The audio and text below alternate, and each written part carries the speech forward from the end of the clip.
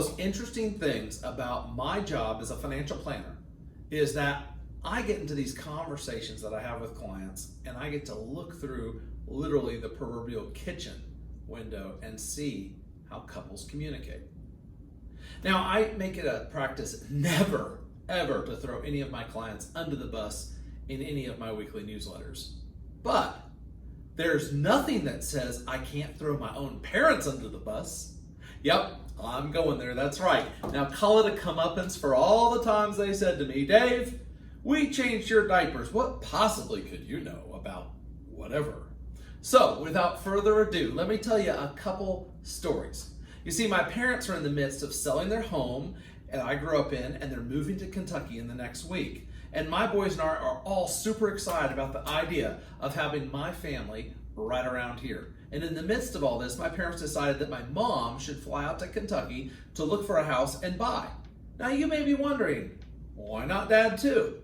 Well, flash back to a few decades ago when my mom was pregnant with me and she and Dad were moving to Seattle. Dad flew out first to find their forever home and look for a place to raise the family. And one of the joys of being the oldest of 4 kids is that I'm also the most responsible. It's been fact-checked and proven. And I usually get the catbird seat observing my parents on a variety of topics. Now, Mom and Dad are a lot of things. They're readers, they're gardeners, they love to stay active, they love to socialize and entertain their family and friends. But my parents are not, however, financially minded people.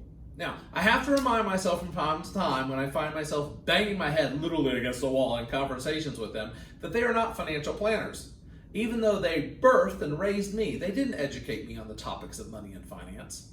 And once we're safely allowed to start our family financial partners gatherings again, once we can go out again, you'll get to meet them if you haven't already, and you'll see how completely different my mom and dad are from each other.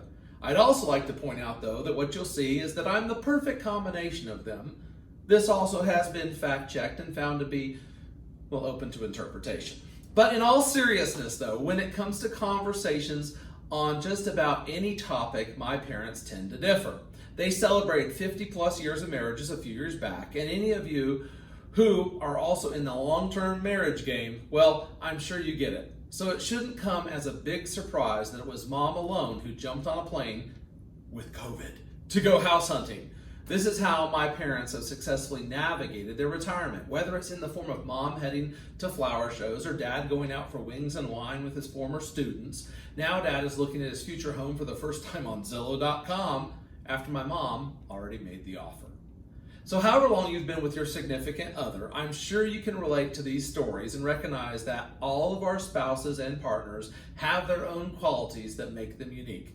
I've seen couples who do absolutely everything together. And then I've seen some that do absolutely nothing together. And most of us fall somewhere in between. You see, no matter where they fall on that spectrum, the couples who have successfully navigating life in retirement and what that looks like are the ones who have learned to effectively communicate about what they each want and need. And I don't mean to be demanding or entitled in that. I'm talking about being upfront with your spouse about something and then having a real and honest conversation about it if there really is a disagreement. See if you can have a coming to minds. I know most of you aren't in the midst of selling your house of 40 plus years and moving across the country, but from what I've witnessed in my business over the years, the more clear and concise you can be about your personal and financial goals, the easier it will be for your spouse and your financial planner to embrace those goals, whether they decide to participate, support you, or cheer you on from the sidelines. Now, I didn't go to school to become a psychologist or a marriage counselor, but we've all heard that the leading cause of strife in marriages is money. And there certainly may be instances where that is true. But when I meet with couples, whether it's in person or via conference call or Zoom meeting now, and I hear signs of animosity, it's rarely because of a shopping spree or an impulsive golf trip. It's typically because someone feels unheard. And as financial planners, we can create a judgment-free space where everyone can be heard. Sounds like counseling, doesn't it? So if you find yourself in that situation, whether you're about to retire or not, let me offer a simple way to try and fix it.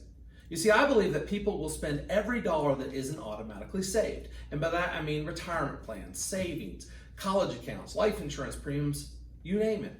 All other money will eventually be spent, whether on the mortgage, a vacation, a new school outfit for the kids, maybe a mask. For any couple having trouble communicating about where that money should go, please just sit down and do this simple exercise. Each spouse should separately write down 5 places that they want their money to go. Not beneficiaries, but in a world without bills, where do you want any leftover money to go? If you didn't have any kids or grandkids in the picture, would that list change? And once you've both done that, sit down and compare the lists. Perhaps over a nice red bottle of wine to loosen up a little, make it feel like a date. I know, right? Look at where those lists overlap and discuss where they're different and where they overlap. Make sure you listen to each other and explain to each other why those things on your list are important to you. And then create a list of the things that you can both do and agree on. And I've seen this strategy work, folks. Just give it a try.